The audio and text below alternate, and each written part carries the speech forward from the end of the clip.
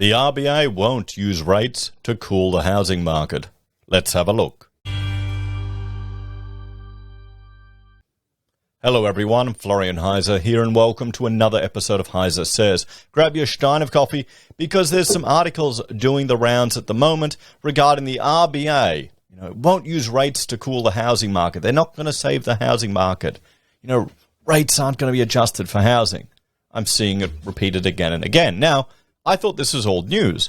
I thought this was made quite clear by our very own governor back in March. So why are we discussing it now? Well, we'll have to see. Now, before we check this out, I'm just going to, draw attention to the sponsor of this episode. And, of course, it's me. We have a Twitch show tonight, Freedom Friday. It's a call-in show on Friday. On Monday, it's Rachel and I discussing various things. We're moving all the live stream content over to Twitch. So come and check it out, guys. Have a look, join us, and share your stories if you've gotten involved in politics.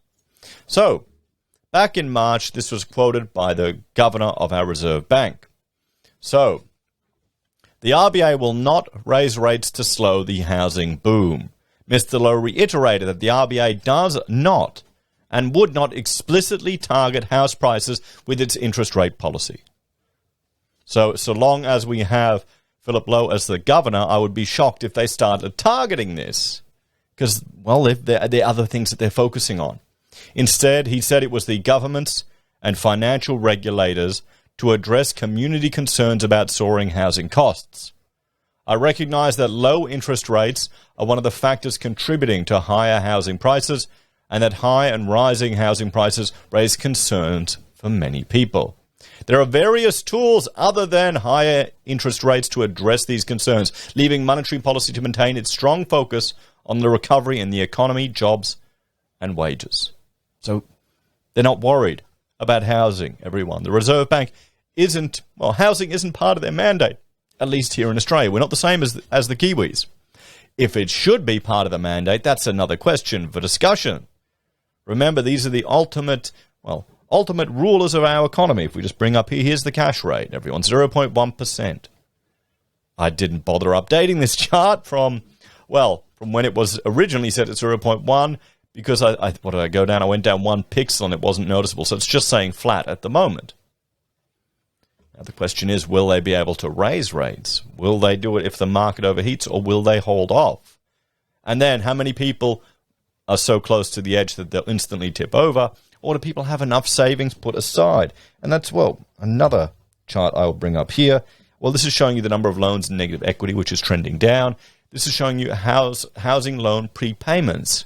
A lot of people are ahead. Housing isn't like crypto. So there's definitely enough time for the politicians to respond to mitigate any dramatic impact to the market. And I think we've seen that they're more than willing to do that. And there's the political will for that to happen. To hell with the consequences for future generations, of course. Don't worry about them. No one cares about that. Or at least it feels like it. Perhaps I'm just getting too cynical, everyone. So let's have a look at this article, which doesn't really surprise me at all, to be quite honest, but still. Did it surprise you? So the RBA won't use rates to cool housing. This is from the Bega Direct News. So, Reserve Bank Governor Philip Lowe has assured home buyers he is not about to jack up interest rates to cool a heated housing market. House prices have surged 13.5% in the past year, and the strongest gain since 2004, which has resulted in record levels of borrowing at ultra-low interest rates. But Dr. Lowe said there was a common misconception that the central bank would step in to choke off house price rises by raising interest rates. It would be the wrong thing to do, and I don't think it would work, he told economists on Thursday. If borrowing is unsustainable, then we will be talking with APRA about prudential tools, but we are not going to use monetary policy to deal with rising housing prices. The RBA and the Australian Prudential Regulation Authority are carefully monitoring developments in the housing market to make sure lending standards do not deteriorate. They have previously put curbs on borrowing requirements when conditions have gotten out of hand. The RBA board left the cash rate at a record low 0.1% at this week's meeting, And at this stage, the governor does not expect to hike until 2024. Now, what's going to happen is you'll have a whole lot of people that have secured secured for 4 years, many under 2%, and then boom, if we get a rate hike in 2024, just when that 4 years is about to end or has just ended, then you're going to start to see a hit in your interest rates. But you've got to remember, our rates, even then, they're still pretty low. Unless you've borrowed a lot of money, people should be able to manage it. Of course, there are going to be some at the fringe. But then, what options do the government have to save people? We're beyond the age of personal responsibility now. It really feels like it's all about government helping you. So maybe Mortgage Keeper will manifest into something. The banks want to see inflation sustainably between the 2 and 3% target before lifting the cash rate, which will require wage growth of above 3% and an unemployment rate close to 4%. Annual inflation is running at 1.1%.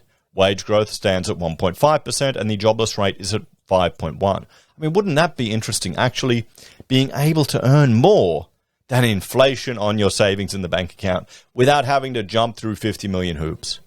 Wouldn't that be a novel idea? It'd be great fun. Dr. Lowe emphasized an increase in the cash rate depended upon the data, not the date.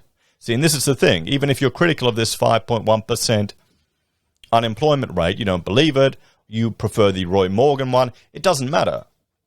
Because this is the number that they're going to use to make the decisions. This is what will influence the board. And this is what will have the ripple-through effects of the entire economy. So, it is based on inflation outcome, not the calendar, he said. So that means that 2024 kind of goes out the window, doesn't it? If we start heading inflation sustainably before that time. National Australia Bank economist Tapas Strickland said the governor's comments should quash suggestions the RBA could lift rates as early as 2022, which is being speculated in financial markets. Well, no. He just said it's got nothing to do with the calendar. It's got everything to do with inflation. So if we have inflation sustained for most of 2022 or a big chunk of 2022, would it be surprising if we see the RBA raise rates? I think NAB's economist is jumping to conclusions.